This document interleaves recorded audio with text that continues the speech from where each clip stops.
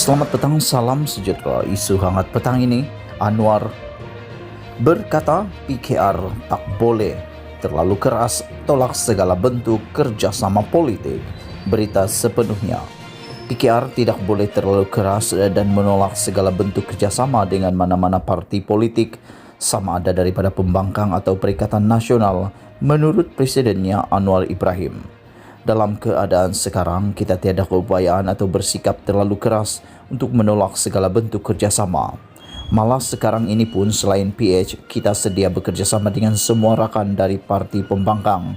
Tapi janganlah cuba bolot kuasa nak teruskan dengan cara rakus, kronisme, beri kontrak tanpa tender, hal sedemikian tak boleh disetujui.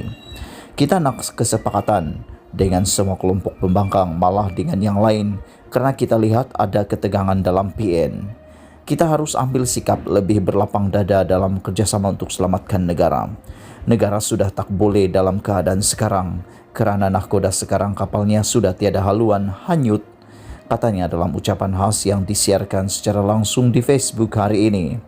Anwar yang juga pengerusi PH berkata, kesediaan untuk bekerjasama itu juga termasuk dengan pihak yang dahulu dianggap sebagai musuh, memandangkan PKR telah bekerjasama dengan pihak yang dianggap sebagai musuh sebelum ini. Anwar tidak merujuk mana-mana pihak secara khusus, namun beberapa hari lalu Dr. Mahathir Mohamad berkata, Parti Pejuang Tanah Air Pejuang mungkin tidak akan membentuk kerjasama pilihan raya dengan PH. Pejuang sebaliknya mungkin akan mengusahakan kerjasama dengan Warisan dan Ikatan Demokratik Malaysia Muda dalam PRU 15, katanya.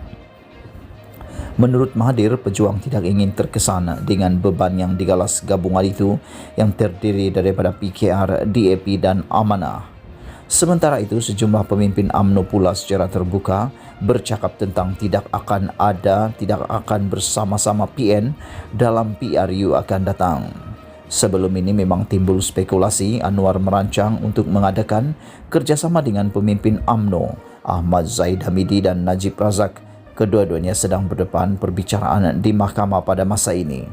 Dalam ucapan khas itu, Anwar bagaimanapun berkata, usaha ke arah kerjasama tidak seharusnya menggadaikan prinsip takbir urus yang baik. Sudahlah, pimpinan silih berganti, Perdana Menteri silih berganti, tetapi masih ada isu mengumpul kekayaan, rampas khazanah. Tetapi semua kata mereka berjuang menentang rasuah walaupun kekayaan melimpah. Kalau rakyat izinkan perkara ini berlaku, ini bermakna negara kita akan terus dilanda krisis dan malapetaka dan tidak mungkin dapat keberkatan daripada Allah untuk selamat dari krisis COVID-19 dan ekonomi, katanya lagi.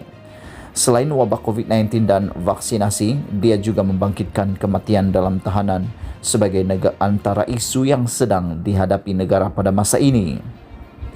Penggunaan logo diputuskan secara perbincangan.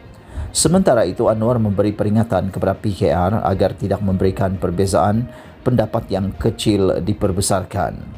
Membangkitkan cadangan Ketua Pemuda PKR Akmal Nasir berhubung penggunaan logo parti dalam PRU 15 yang dibantah DAP, Anwar berkata perkara itu akan diputuskan menerusi perbincangan. Tiada siapa boleh paksa kita juga tak boleh memaksa mereka. Dalam keadaan sekarang ini, kita perlu sempurnakan tugas dan berganding bahu dengan lebih erat dengan rakan kita DAP dan Amanah, katanya lagi. Terdahulu, Setiausaha Organisasi DAP, Anthony Locke berkata, sekarang bukan masanya untuk membincangkan penggunaan logo oleh PH dalam PRU 15. Mengingatkan gabungan itu telah mencapai persefahaman umum berkaitan perkara itu, Locke berkata PH pada masa ini patut memberi tumpuan sepenuhnya ke arah membantu rakyat yang terjejas akibat wabak COVID-19. Berita dipetik dari Malaysia Kini. Sekian isu hangat petang ini. Jangan lupa tekan butang subscribe dan kita jumpa lagi. Bye-bye.